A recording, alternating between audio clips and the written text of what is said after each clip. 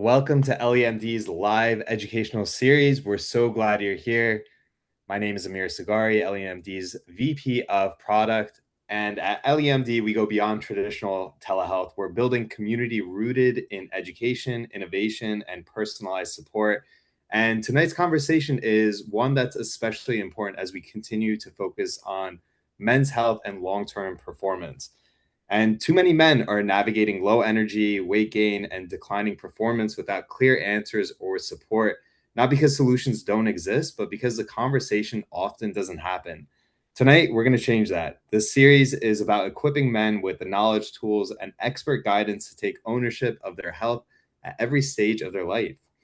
Tonight, we're excited to welcome Dr. Jason Pencek back on stage. Thank you, Jason, for joining us.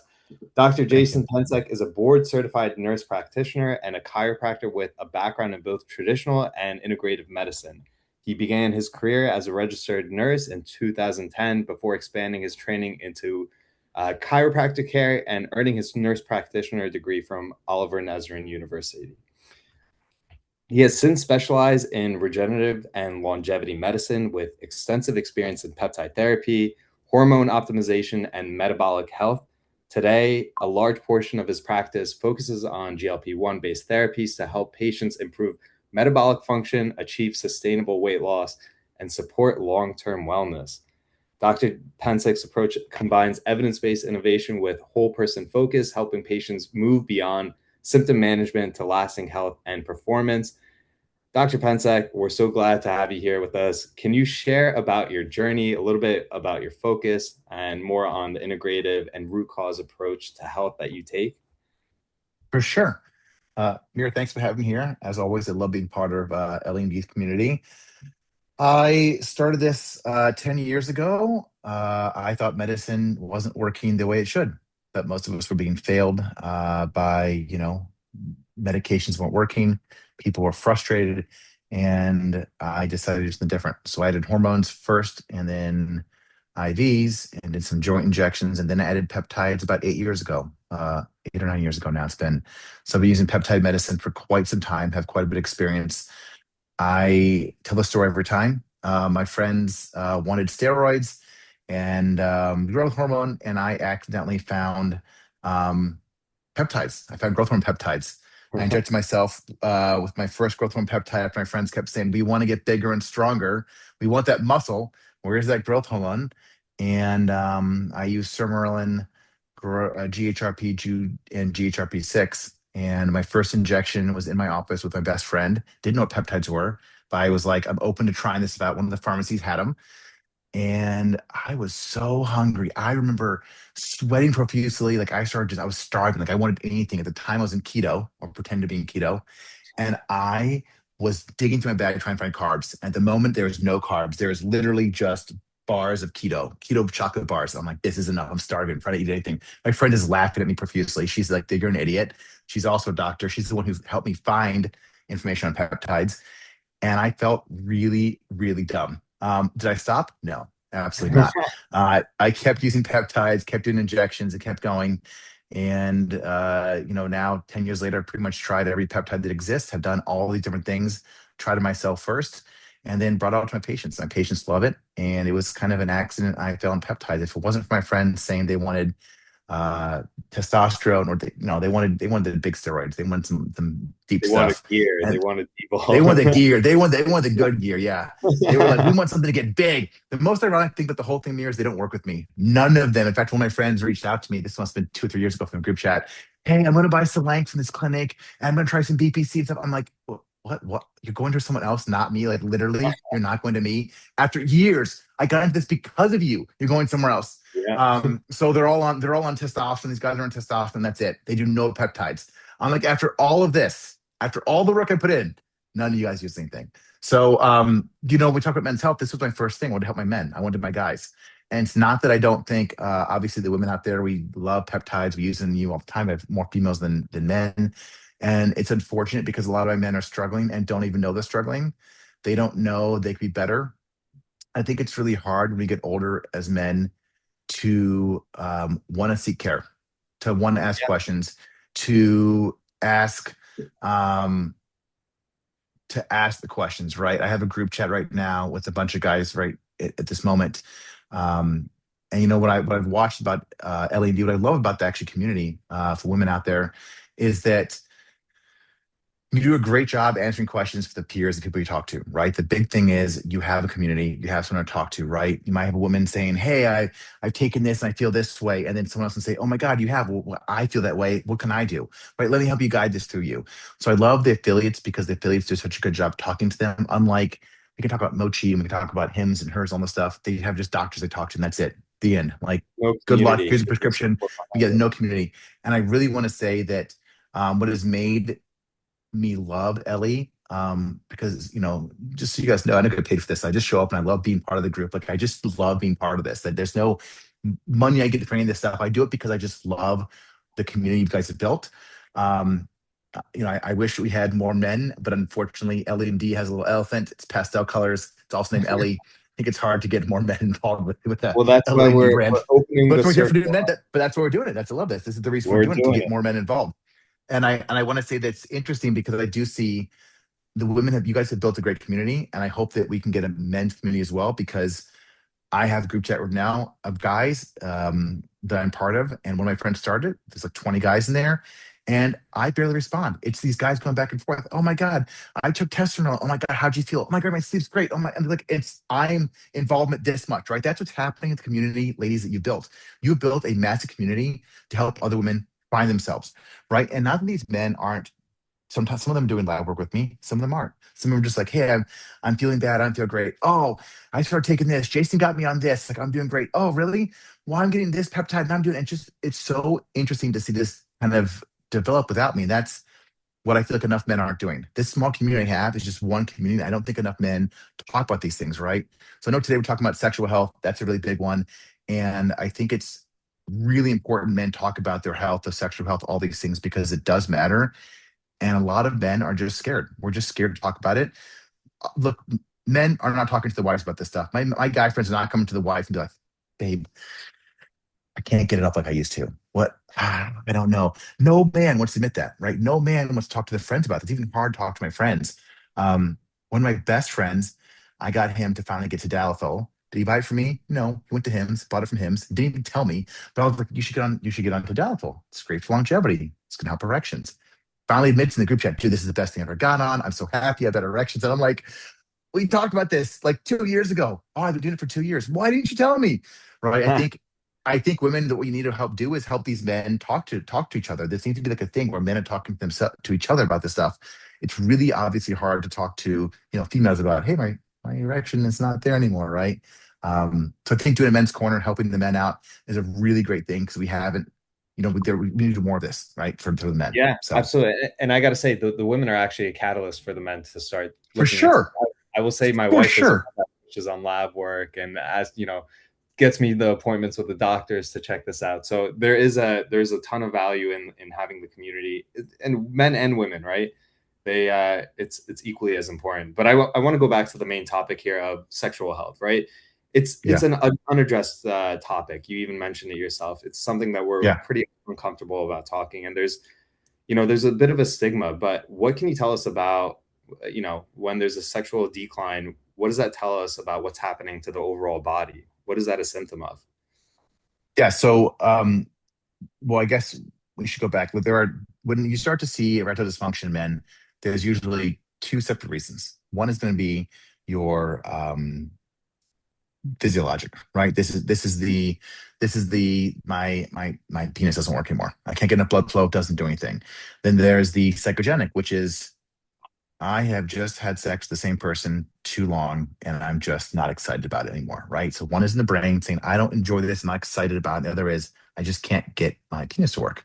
So when it comes to a psychogenic, there is not anything specific going on. It just, this isn't as exciting as it was, right? That's just it, right? We get the same partner years and years in.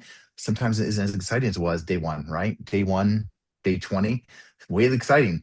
Day 1000, maybe a little less exciting, And I think the psychogenic part is something that we'll talk about a little bit later. But the part I think you're kind of mentioning right now is the physiologic, right? I actually don't have a um, penis that works right now, right? I can't get an erection because I don't have the blood flow. And when that happens, it's due to some blockage in the arteries. So that's what happens. We start to notice men who have poor erections are having poor blood flow. So it's basically poor blood flow, which could be an early indication of some type of heart disease. This is one of the first things, and right, the first time a man might even go to the doctor for something is, hey, it's not working anymore. What's going on? And that's when we might start identifying any kind of blockages in the heart, and maybe even set up for things like like calcium artery score, or even maybe a CT scan of the heart to figure out what's blocked up there. Because if you're having blockages in your penis, these really small vessels down there, you're going to have big blockages other places. So it is kind of a warning sign to get erectile dysfunction. It's not like I'm taking every single man that has erectile dysfunction and running them through the gambit of testing, but it is one of those first things like, well, hey, blood flow isn't working. What's going on? Well, what is the problem, right? Where are we seeing a slowdown? I will say on average, men get a erectile dysfunction between 10 to 15% every decade. There's more erectile dysfunction for every man. So it does start and then keep getting worse and worse and worse as we age. It is rare to see a man in his 40s to say, I have my erection quality of a teenager. It just doesn't happen. The blood flow does start to go down. You do see decreases in this as we age. So the Can you talk decrease about in blood flow. the role of nitric oxide in the overall vascular health and performance for men, and how that plays a Yeah, part in erectile dysfunction? I mean, I was waiting for that question. That's why I was waiting for you to say that. Nitric oxide is really big. Um, so nitric oxide plays a big role in vascular function. So nitric oxide is a gas that's in our systems. It lasts in milliseconds, like right it's in and out. What it turns on um, is basically cyclic GMP. Cyclic GMP is going to be what allows smooth vessel dilation. So a lot of blood vessels get bigger, right? So when you get a lot of cyclic GMP, these blood vessels get bigger, and that's how we can fill the penis with fluid. Um, Also, there's some valve stuff that works too. If your valves are not working, they're leaky valves, is what they call them. That blood flow will kind of fill up the penis, and then eventually would just kind of drain out because you just don't have the, I guess, basically the problem is that you can't keep those valves closed. So if you can't fill with blood, that blood doesn't stay in there. All right. And the whole way an erection works is the basically penis fills with blood. That blood flow in there holds that tissue, holds it hard, and then allows your penis to get an erection. So you need enough nitric oxide to get more blood flow to dilate the veins and arteries. And when you dilate these blood vessels, that allows more blood in and fills up. Now, there are several ways to increase this. One of the most common things I use in practice, I have a nitric oxide booster I use. I always tell patients that the PED5 inhibitors, things like sildenafil and tadalafil, which are going to be Viagra and Cialis, the most common erectile dysfunction drugs, they work really, really, really well. But if you don't have enough nitric oxide, you can only see so much improvement. This is why not every man is going to get use out of tadalafil or sildenafil. They don't work for everyone. The problem is that when you do have these drugs on hand, or you use these PD5 inhibitors, which are going to block the breakdown of cyclic GMP, when you block this breakdown, basically cyclic GMP stays around longer, which then means more dilation of blood vessels. Now, when this happens, you need nitric oxide. So you need something that you need to first create that cyclic GMP. So this is where boosted nitric oxide. I have some things to practice I use. People talk about beets as something that's commonly used to raise nitric oxide levels. There's other stuff you can do. But if you have a good nitric oxide booster, you can make enough nitric oxide to turn on cyclic GMP, and then you need a PD5 inhibitor to hold that cyclic GMP there. So I'm giving typically both these things to patients because I know if Mhm. they have erectile dysfunction, they need nitric oxide, and they need to keep it there with the tadalafil, sildenafil. I do always tell my patients, women, you guys can use tadalafil and sildenafil as well. It works in women like it works in men. The clitoris is basically spongiform tissue, just like the penis. And so in men, we get erections. In women, you also have that tissue get basically an erection, the clitoris. And I have women who take tadalafil and say they have better sexual function, just like men do. They have better orgasms because that tissue is filling up and more sensitive. So I'm using it in both men and women. And I will say that tadalafil is one of my favorite longevity drugs that exists. There's some good research. They have lots of data on men retrospectively who were taking tadalafil, about 40,000 plus men, and they found that men who were on it had lower risks of death from heart attack and stroke, Wow. which makes sense, right? If there's more blood flow to the area, You're going to have more blood flow in general, right? You're going to have more perfusion. If there's more blood flow, you're going to have more perfusion to the heart. So if you have a blockage, which can happen with a heart attack, something blocks the area. If you have a larger, vein or artery, you can stick a blood to there. It's gonna be better than if you don't have that. So I'm using tadalafil not only for erection quality in men, but also longevity. It's what I talk about with men all the time. Don't think of this as your erection drug. Think of this as your longevity drug, with the addition of having that, better erection quality. I think men get really nervous talking about erection quality. My men that I talk to in practice don't. It's a bravado, right? Having, we call it big dick energy, right? BDE, big dick energy, and no man wants to feel like they don't have big dick energy. We want to feel like we are the man. If we can't get an erection, we feel like we've lost our manhood. That's like, one thing that a lot of men have a hard time talking to. And so I'm always framing it as, hey, do you want to live longer? When you get better blood flow, the brain might function a little better. There's some studies showing it can help reduce the risk of dementia in men or in general. Also better blood flow to all the body. So if you're working out, exercising, it potentially can help exercise performance. So I'm always pushing. Here's all the things you can do. Yes, erections are part of it. Yeah, yeah, yeah, yeah. And then we can definitely get you on that. But here's all the things, because so many men are coming to me and saying, "Hey, I want to, I want a better erections." Well, that's great, um, but you know, Tadalafil is the thing to do. But don't you want to do something else besides this? So I'm trying to sell my men on longevity as well as erections, because some men again don't want to talk about it. They're nervous. They're saying, "Hey, like my dick does. Oh, my dick works." I've had a 50-year-old patient was talking to me. Oh, doc, my dick definitely works. No problem at all. Great. We got him to take tadalafil. He came back. Yeah, it definitely worked. It's definitely even better than it was. Okay, buddy. Like, yeah, I know that. I get 50. That's what starts happening.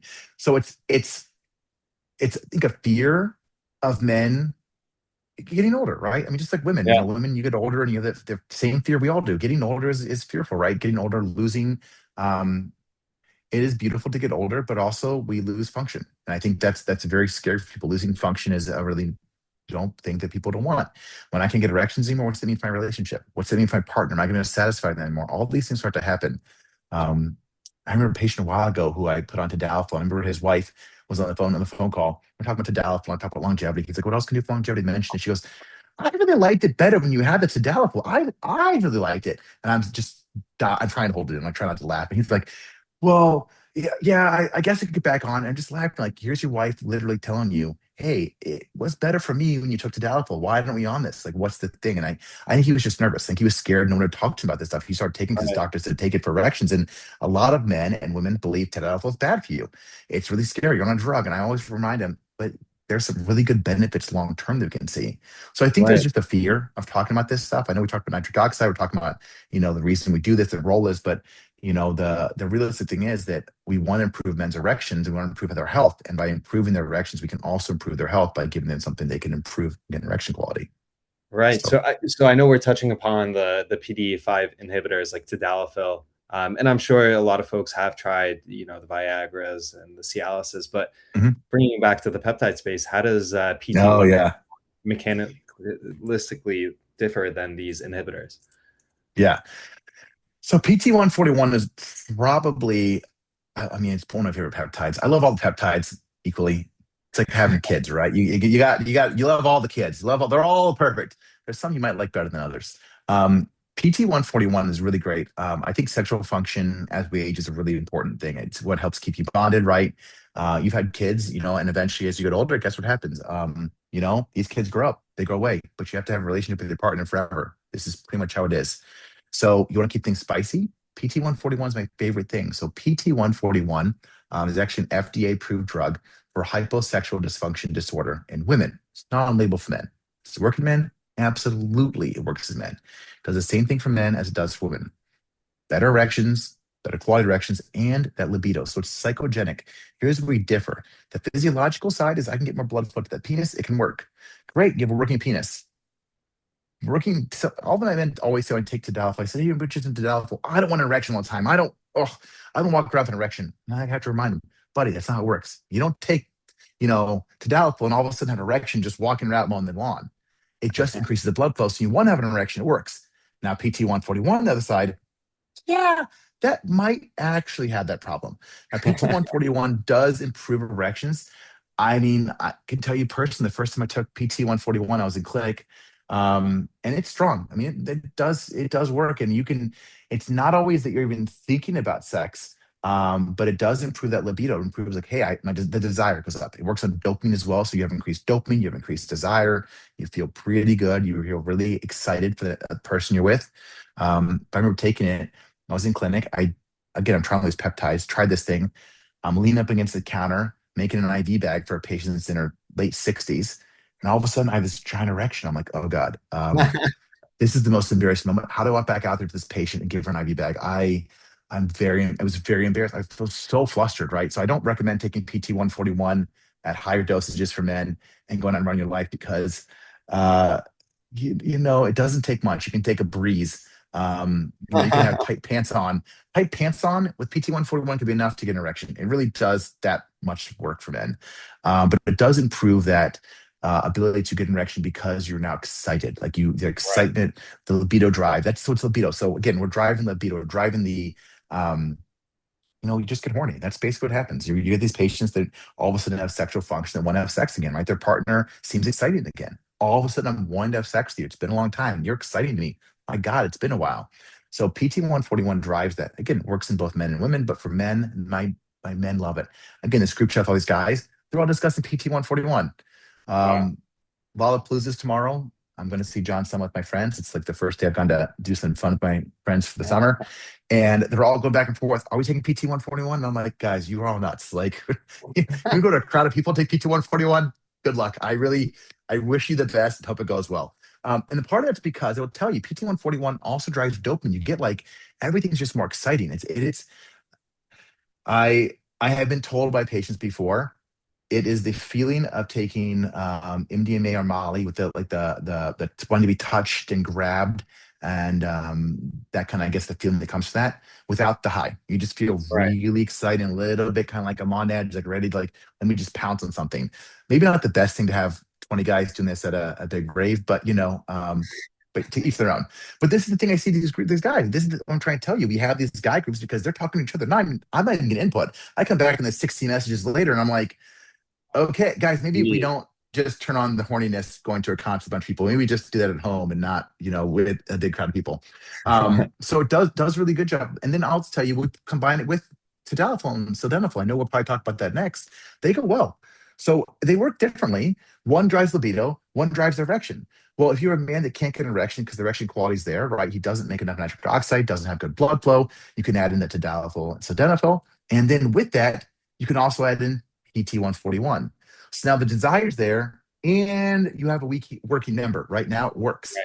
So you have a So better you're functioning mentioning penis. the Correct. physiological aspect and the psychogenic, right? The PT Correct. 141 is primarily tugging on the psychogenic aspect. So it addresses some of those things that you mentioned earlier about, you've been with the same partner. It's working more on the psychology aspect of it, and they work very well together in tandem. Oh Um, yes.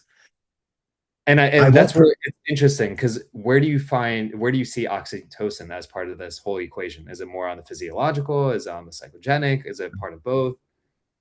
Um, it's more in the psychogenic for me. Like I think, well, Ellie does have, you guys have it is the mix. You're going to have PT 141, you have the tadalafil, yeah. And so this is that I've used in practice before. I've used these tadalafil, oxytocin, PT 141, because that oxytocin will actually drive more of that pair bonding. So oxytocin is known for the love drug. Everyone calls it the love drug. It's, after you have a baby, you have a lot of oxytocin, you're excited to touch this baby. It works the same in humans. We are excited, we connect better, we have better partner connections. It does drive libido, but it drives it more the social connection libido. If you take oxytocin by itself, it's not like PT 141. You're not going to the same libido and like drive to have sex. PT 141 just makes you like, let's go. Oxytocin is more like, hey, I just love you a little bit more. Like you're looking really good. Like it's a care. It's like that emotional side comes out, which is great for the afterwards. Cuddling afterwards, oxytocin, we all want that, right? You want to create that better bond. But it does drive libido some. There is some libido improvement because, again, it works on also performance anxiety. Some men, obviously, there's performance anxiety driving sex, right? That just happens to men. So, oxytocin is a great way to help that. So that's why oxytocin fits in well. The pair bonding, there is some drive and libido, and there is that like reduction of social anxiety. And the PT-141 hitting that straight, just libido. Let's go, let's go, let's go. I can't wait to grab you and just throw you around this room. And then you have the sildenafil, tadalafil, typically tadalafil, and that's where that direction quality comes in. Hey, it works so much better now. So now I have all three of these parts together, and now we're about to have a really, really fun time. So I'm pushing all three for my patients when I have people who want something different. Um, I actually do have access to something similar to the mix you have. I just don't use that often. I'm typically using PT-141 and tadalafil. I think if I had an easier access to that, like the troches, I would probably be using that in practice. I think it's a spray or is it a troche that We we have a have? spray and a troche, and we have Okay, PT-141 as an by injection. itself, So yeah. So yeah, yeah, I mean, like I said, it's all three. I will warn patients though. The one caveat I have with all this is PT-141. You want to start at a low dose because I've had some patients get very, very, very sick even low dosages. So if you have a propensity to be nauseous, you just want to stay away from PT 140, or at least if you're going to stay away, but go very low. Like I'm talking, so I give patients 500 micrograms of PT 141 as my starting dose. But if I have someone I know who's like, oh, I got really nauseous, I took sema or tirzepatide, or I'm a nauseous person, I'm going to like 150 micrograms, 200, well below, because that nausea, I have had patients who it's lasted for 24, 48 hours of nausea and wow. at 500 micrograms, which I think is a low dose. I've seen it with one patient. So now I've seen it once. I'm like, well, I'm always going a little bit lower. If that's one questions I ask now, do you have nausea? I'd say one person out of hundreds I've seen that with.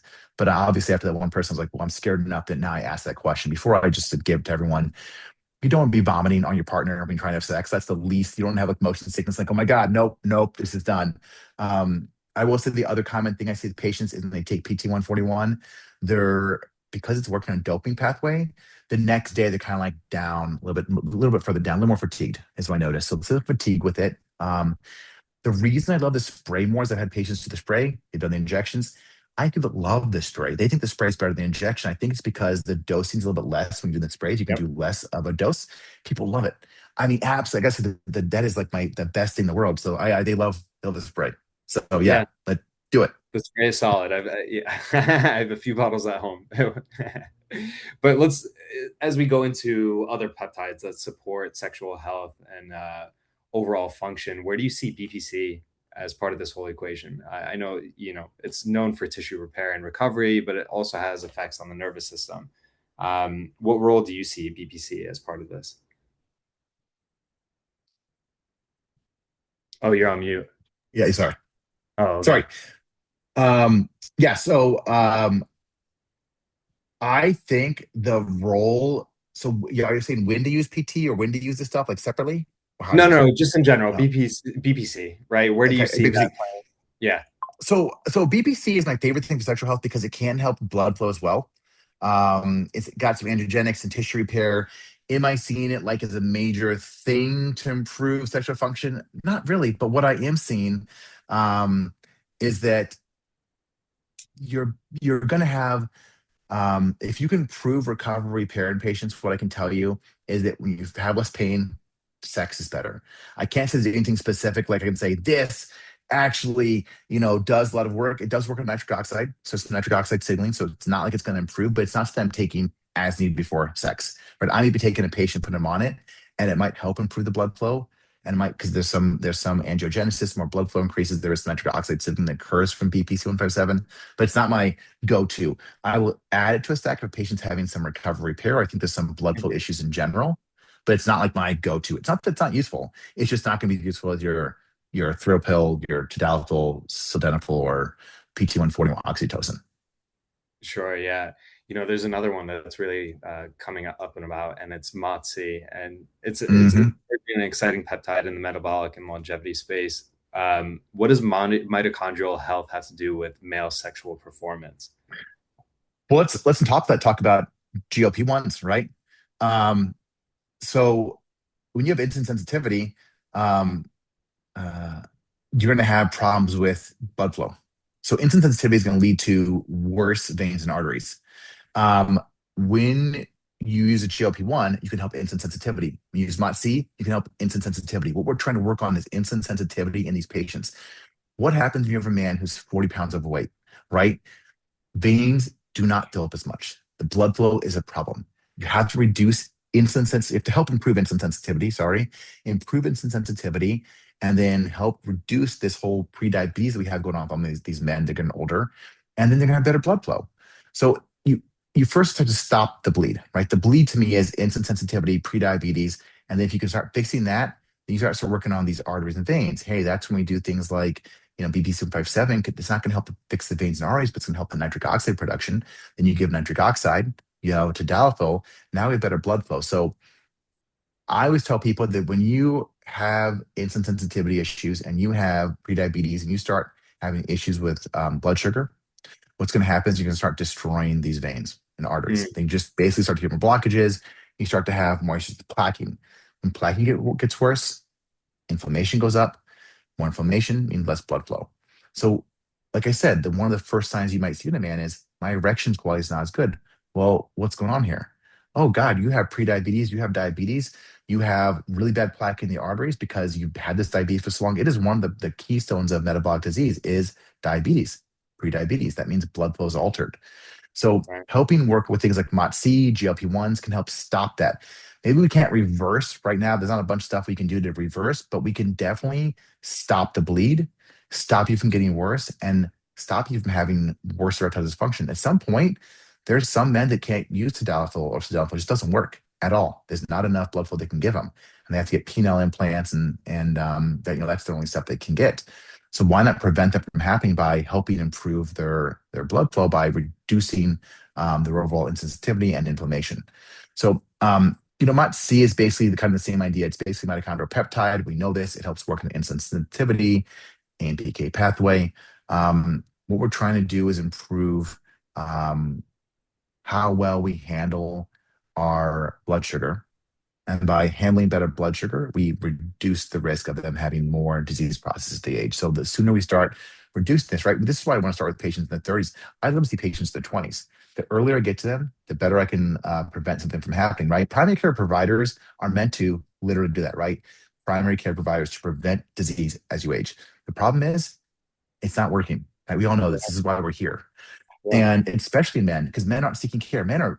I had a guy yesterday. I was trying to get in my clinic. He's 22. Hey, come and get labs. I was like, it's free. Just come get labs. I'll do it. To one of my I own a gym, and he's one of the guys who works the gym. Just come see me. And he won't do it. I'm like, you're 22. If someone offered me free labs, I wish at 22 I wouldn't did it because I want to know what's my status now. The sooner you can start doing blood work and figure out where these things are, where's my insulin sensitivity, what's my testosterone, what are my hormone levels, what's my CBC look like? What do my kidneys and livers look like? The sooner you know this stuff, the better you can do something. And unfortunately, men do not seek care until they have something wrong. I have women all day long in their 20s come in and see me. Hey, I show my blood work just to see where I'm at. I barely get men to come in and do that. It's like Yeah. pulling teeth for my guy friends to come and do blood work. They're like, I don't want to do blood work. I don't need it. I would tell you I have more babies that are men. I'm scared of needles. I'm scared of needles. Suck it up, man. Just suck it up. Stop being a baby.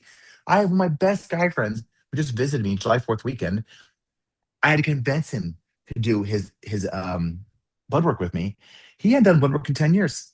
And he knows what I do for a living. He's followed me. He's one of my best friends. For That's a 10 tough. years, I couldn't convince this guy.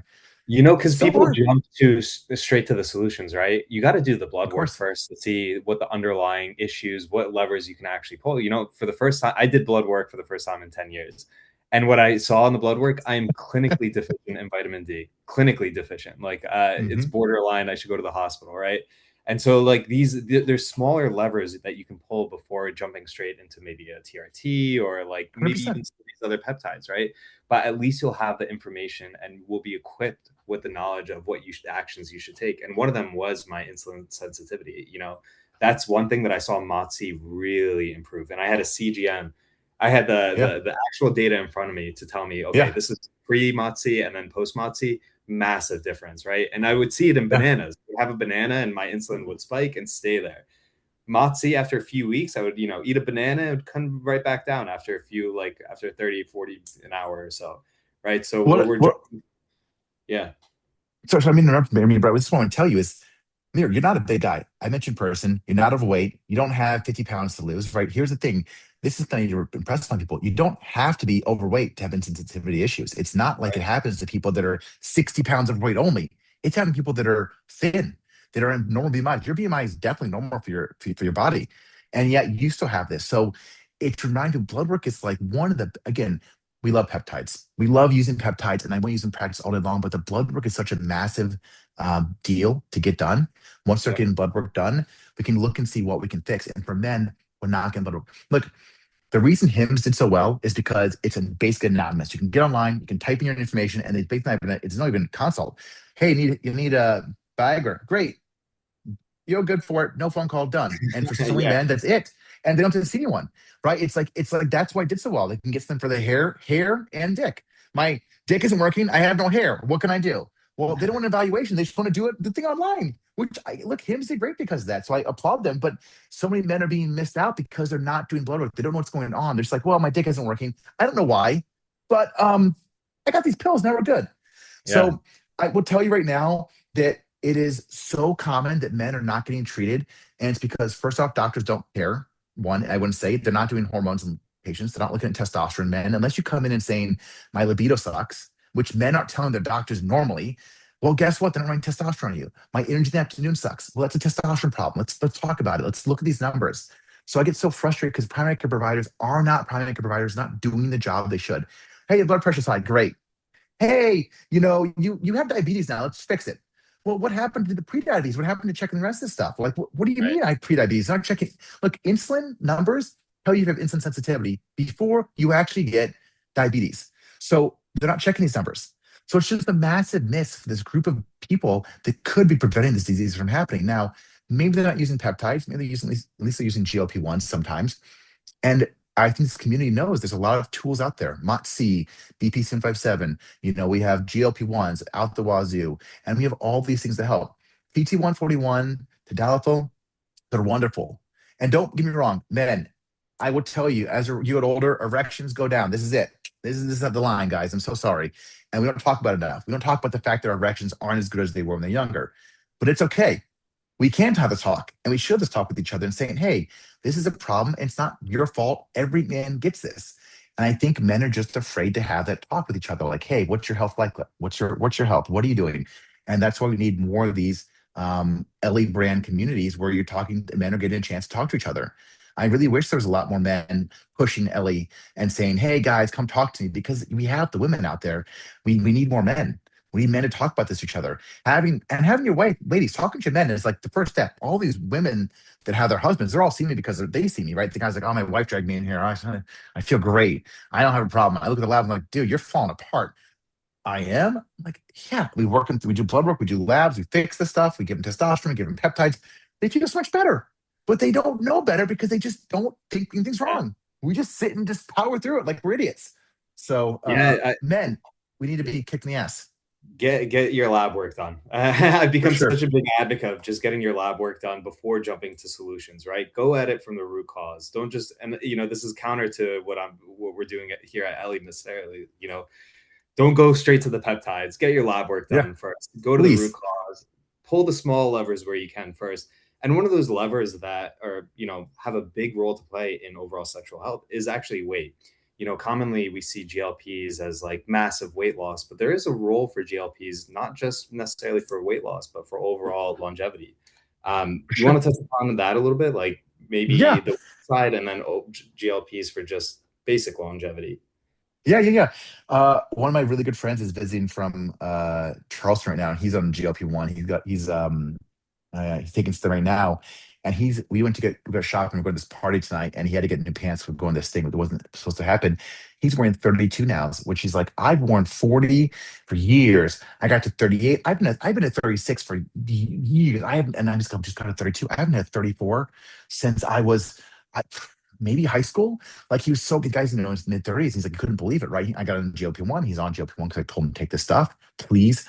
And what happens is when you use these GLP-1s, when you reduce your weight, 10 pounds of weight loss, and as long as you're above the BMI, is equivalent to about 10% risk reduction of cancer. So just losing weight reduces your cancer risk. They've now found GLP-1s can reduce the risk of breast cancer in women, prostate cancer in men.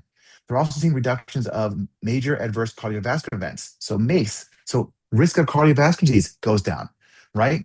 The mechanism of action of how these things work can reduce the risk of Alzheimer's, Parkinson's. Like I don't have and then what the big caveat is, inflammation goes down.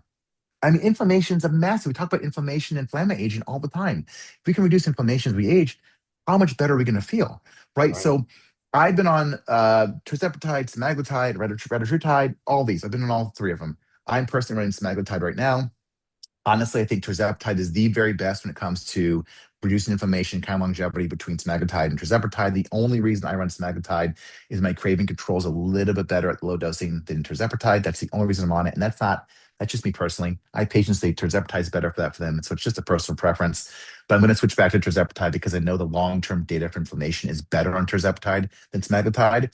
So I don't have enough good things to say, but metabolic disease happens to many people. It happens to a lot. That's why our overweight population is 70% in America.